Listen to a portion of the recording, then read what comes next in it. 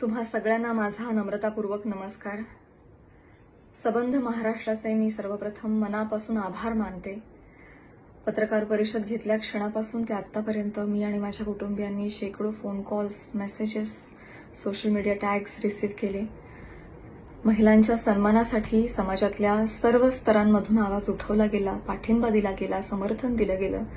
यामुळे आम्हाला फार बळ मिळालं, समाधान वाटलंय। खूप खूप धन्यवाद। त्याचबरोबर माननीय आमदार श्री सुरेश धस यांचे देखील मी मनापासून आभार मानते।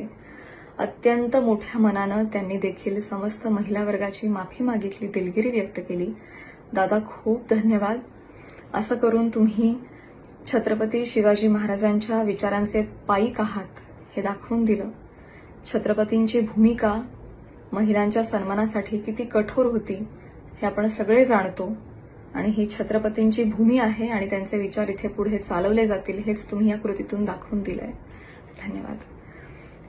याचबरोबर मी महाराष्ट्राचे मुख्यमंत्री माननीय श्री देवेंद्रजी फडणवीस यांचे देखील मनापासून आभार मानते।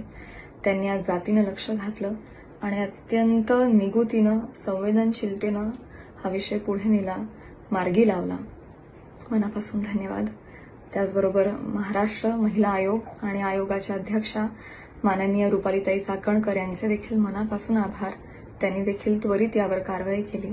माध्यमांचेही मनापासून आभार की त्यांनी हा विषय हाताळताना संवेदनशीलता दाखवली। खूप खूप धन्यवाद। गेल्या 2 दिवसांपासून आणखी 2 मुद्दे फार चर्चिले गेले, मी त्याबद्दलही या निमित्तानं बोलू इच्छिते। मी पत्रकार परिषदेतही म्हटलं होतं की धस साहेब बोलले त्यामुळे आज मला पत्रकार परिषद घ्यावी लागली। ते नसते बोलले तर आज मी तुमच्या समोर नसते। त्यामुळे कुठलेही आंदोलन, कुठलाही मोर्चा, कुठलीही मोहीम त्याला डिस्ट्रॅक्ट करण्याचा माझा हेतू नव्हता। माझ्या मार्फत कोणा दुसऱ्याचाही हा हेतू नव्हता हे इथे मी नमूद करू इच्छिते, जाहीर करू इच्छिते, क्लिअर करू इच्छिते। आणि खरोखरीच धस सर बोलले नसते तर आज मला हे सगळं करायची काही गरजच पडली नसती। त्यामुळे कोणीही त्यातून कुठलाही गैरअर्थ काढू नये। आणि अर्थातच संतोषदादा देशमुख यांच्या बाबतीत जे काही घडलं ते बघून सबंध महाराष्ट्र हळहळला, आम्ही देखील हळहळलो।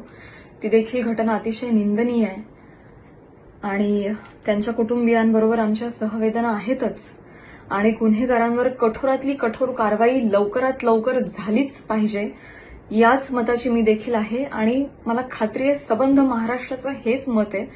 फक्त आम्ही समाज माध्यमांवर व्यक्त होत नाही याचं कारण पुन्हा तेच की आम्ही व्यक्त झालो की आमच्यावर टोळधाड पडते, ट्रोलिंग केलं जातं आणि अतिशय अनफॉर्च्युनेटली त्या ट्रोलिंगच्या देखील बातम्या केल्या जातात आणि आम्हा कलाकारांचं जे काम आहे ते सगळं सामाजिक प्रतिमेशी निगडीत आहे।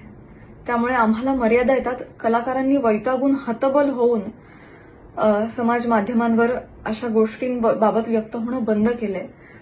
जो काही दुसरा गट असतो त्या घटनेचा, समाज असतो, ते सगळे खूप बदनामी करतात, हर्ट होतात म्हणून हल्ली कलाकार व्यक्त होत नाही। पण मी तुम्हाला खात्री देते जर खरोखरच जर कमेंट सेक्शन जरी बंद झाल्या ना, त्याच्यावरच्या ट्रोलिंग जरी थांबवलं गेलं, बंदच झालं की कोणी मतच व्यक्त करायचं नाही त्याच्यावर, तर बघा सगळे कलाकार आणि कलाकारच काय समाजातले सगळेच स्तर मैदानात उतरतील आणि तुमच्या समर्थनार्थ येतील आणि सगळ्यांच्याच समर्थनार्थ येतील। फक्त आता सोशल मीडिया आणि युट्यूब चॅनल्स हे मोकाट सुटलेत, त्यांना कुठल्याही नियमाअंतर्गत बसवता येत नाही। अभिव्यक्ती स्वातंत्र्याच्या नावाखाली मोकाट आहेत ते। अर्थात मी मुख्यमंत्री साहेबांकडे ही देखील विनंती केलेली आहे की याच्यात काहीतरी नियमावली असावी। ते देखील मला म्हणाले की केंद्र सरकारपासून सगळेजण याबाबत विचार करतायत आणि काहीतरी मार्ग काढायचा प्रयत्न करतायत। कुठल्या तरी ज्युरिस्डिक्शन अंडर त्यांना त्यांच्यावर कारवाई करता येईल असा प्रयत्न आहे आणि मला खात्री वाटते की माननीय मुख्यमंत्री साहेब या हत्या प्रकरणातील सगळ्या गुन्हेगारांवर कारवाई करतीलच आणि याही बाबतीत कठोर नियम आणतीलच, मलाही खात्री आहे। एवढ्या सगळ्या बाबींमधून मी फक्त एवढंच तुम्हाला सांगू इच्छिते की आमच्याही काही अडचणी आहेत, रिस्ट्रिक्शन्स आहेत हे तुम्ही समजून घ्या आणि आमच्या हेतूवर अजिबात किंतु परंतु प्रश्न उपस्थित करू नका असं नाहीये.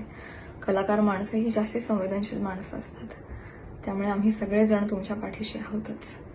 आणि जाता जाता आज मी इथे हेही नमूद करू इच्छिते की आमदार साहेबांनी माफी मागितल्यामुळे आता मी त्यांच्यावर कोणतीही कायदेशीर कारवाई करणार नाहीये, मी करू इच्छित नाही. आणि आज या संपूर्ण प्रकरणावर माझ्याकडूनही मी पडदा टाकतेय.